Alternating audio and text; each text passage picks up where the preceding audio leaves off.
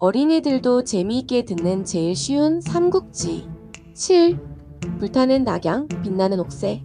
화웅이 죽었다는 소식을 들은 동탁은 충격에 빠졌어요. 그래서 직접 여포 이유와 함께 15만 대군을 이끌고 낙양의 관문이 호래관으로 향했어요. 호래관은 호랑이를 가두는 우리라는 뜻으로 낙양을 방어할 수 있는 천혜의 요새였어요. 이 호래관만 막으면 아무도 낙양으로 들어올 수 없었답니다. 호래관 앞에는 여포가 3만의 군사를 데리고 진을 쳤어요. 연합군은 계속해서 호래관을 공격했지만 적토마를 탄 채 방천하극을 휘두르는 여포의 군대를 뚫을 수 없었어요. 연합군의 용맹한 장수들이 한 명 한 명 여포에게 죽어나갔어요. 결국 연합군은 여포를 피해 군대를 뒤로 후퇴시킬 수밖에 없었어요. 여포는 그 틈을 놓치지 않고 군대를 이끌고 추격해 공손찬의 진지 앞까지 쳐들어왔어요. 여포가 공손찬 군을 휩쓸며 방천하극을 휘두를 때 장팔 3호를 들고 그를 막아선 사람이 있었어요. 네 이놈, 어느 앞이라고 이리 방자하게 구느냐. 이 장비가 상대해주마. 여포는 장비를 훑어보았어요. 갑옷이나 말한장이 평범했기에 뛰어난 장수로는 보이지 않았지요. 자신의 상대가 아니라고 생각한 여포는 장비를 무시한 채 공손찬을 찾아 말을 달렸어요. 하지만 장비는 서둘러 여포의 앞을 막고 여포를 향해 창을 찔렀습니다. 그제서야 여포는 장비가 평범한 장수가 아님을 알고 장비와 대적하였습니다. 방천하극과 장팔 3호가 굉음을 내며 부딪히며 두 장수의 싸움이 이어졌어요. 여포의 창에 수많은 장수가 쓰러질 동안 이렇게까지 여포를 밀어붙인 장수는 장비가 처음이었어요. 여포는 장비를 상대하며 점점 더 온 힘을 다했고 조금씩 장비를 압도하기 시작했어요. 이것을 본 유비와 관우는 서둘러 장비를 도우러 달려갔지요. 유비, 관우, 장비 세 사람이 여포를 포위한 채 싸움을 이어갔습니다. 3명을 상대하는 여포였지만 아무리 싸워도 승부가 나지 않을 만큼 여포의 무력은 정말로 뛰어났습니다. 하지만 계속된 전투로 지쳐있던 여포는 이대로 계속 싸우다가는 위험할 것이라고 생각했어요. 그래서 틈을 만들어 달아나기 시작했습니다. 유비, 관우, 장비가 여포를 쫓았지만 여포가 타고 있는 말은 하루에 1000리를 간다는 적토마여서 도저히 따라잡을 수 없었습니다. 물러나는 여포를 쫓아 연합군이 호래관을 공격하였지만 천하제일의 요새인 호래관을 뚫을 수는 없었습니다. 호래관을 뚫는 것에는 실패하였지만 여포가 후퇴하는 것을 보게 된 동탁은 마음이 타들어갔습니다. 이제 어떻게 하면 좋겠나? 동탁은 책사인 이유에게 계책을 물었어요.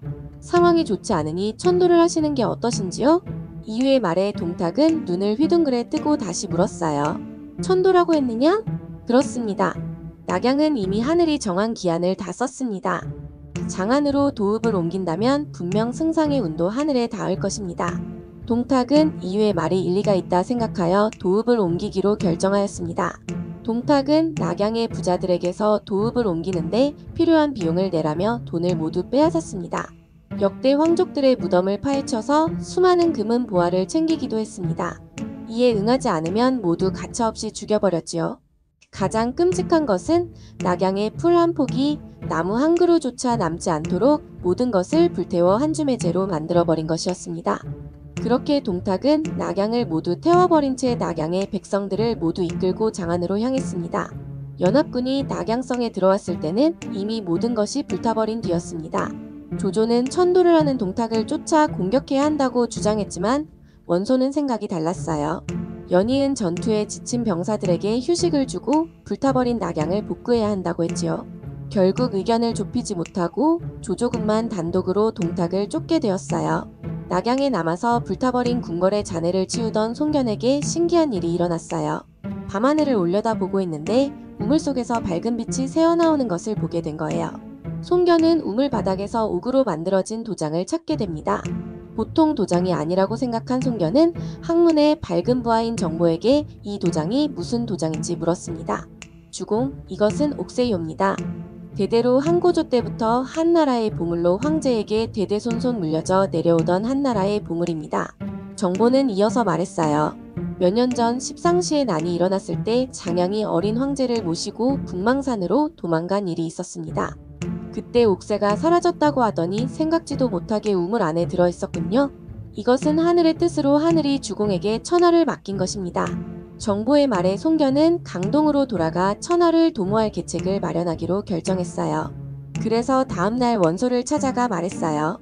요즘 병으로 몸이 많이 쇠약해졌소.